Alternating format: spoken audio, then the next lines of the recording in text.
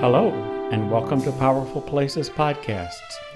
I'm your host, Gary White. We are listening to a three-part interview with noted author and researcher Cheryl Straffon, called Cheryl Straffon, Megalithic Cornwall, and the Goddess. In this third part, Cheryl relates how her involvement with goddess religions connects with her interest in megalithic sites. This interview with Elyn Aviva was recorded in Cheryl's home in West Penwith on August 7th, 2014.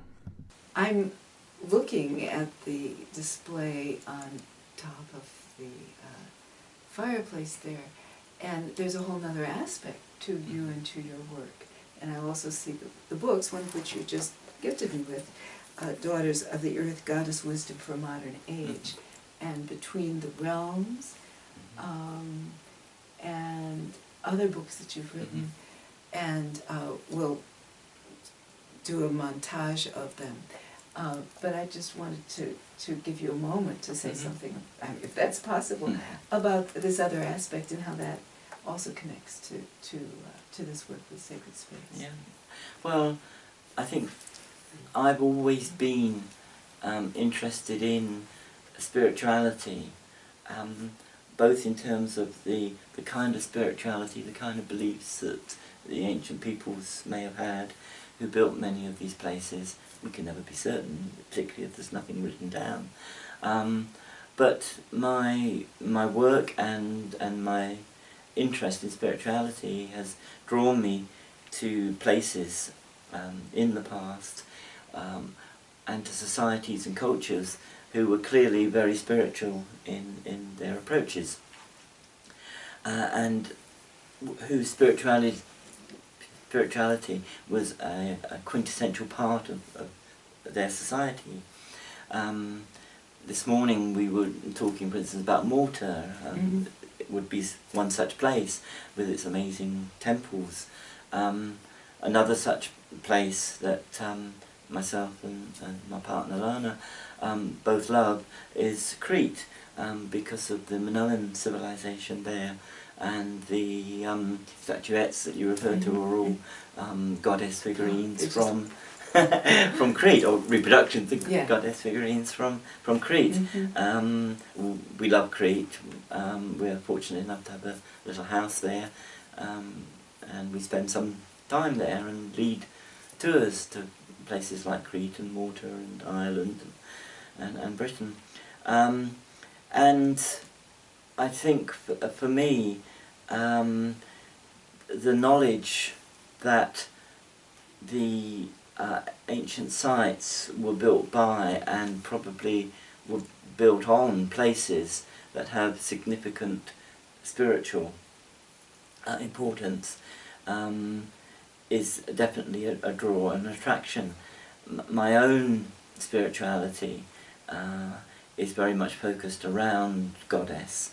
I do believe that many of these societies were goddess loving, goddess celebrating, gynocentric. They placed the female as somebody who had an important role in that society, perhaps as facilitators of deity, priestesses of the goddess, if you like. And they were also, as far as we can tell, very peace-loving societies. Minoan Crete never went to war with anybody. And the kind of society that people were brought up, both men and women, in that society, they were surrounded by images of nurturing and loving and cooperation and living together. And you know, it's part of my political ideals that I think such societies are not only possible, and they have existed in the past, but we could also achieve them again if we had the political will to do so. You know, so many of us look around at this world and are horrified by the aggression, the warfare, and the treatment of women in many countries that we were talking about yesterday, and the whole way in which society exists now. And many people think that we've gone too far in the wrong direction, and we need to get a better balance of energy between men and women. We need to get a different approach to other peoples, and a different approach to the environment and the land. And I've always been a green activist. Sometimes I've not been so active, but all my life.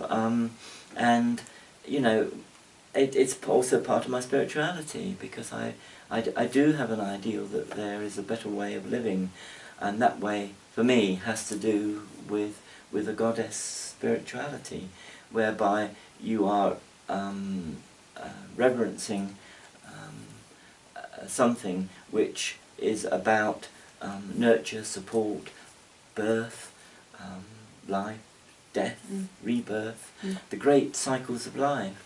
And for me, I feel as though I'm connected to that, and I just would like the kind of world we live in to be much more connected to that as well. I'm not saying everybody should believe what I believe, by no means.